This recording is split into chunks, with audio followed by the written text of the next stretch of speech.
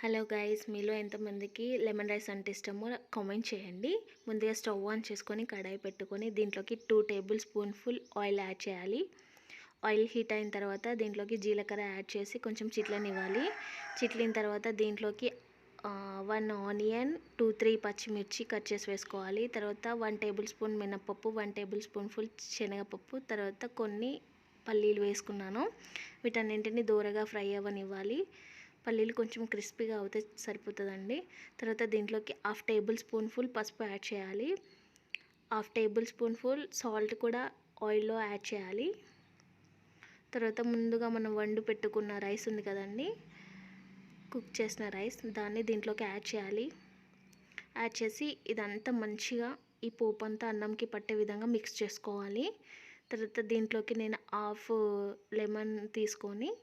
Cut చేసిన lemon తీసుకొని దీంట్లోకి స్క్వీజ్ చేసి అంతా మిక్స్ చేసుకున్నాను. చూడండి, వేడి వేడి చిత్రాన్నం చాలా బాగుంటుందండి. కర్రీస్ ఏం లేనప్పుడు మస్ట్ ట్రై అండి. చాలా చాలా టేస్టీగా ఉంటుంది. Happy Saturday.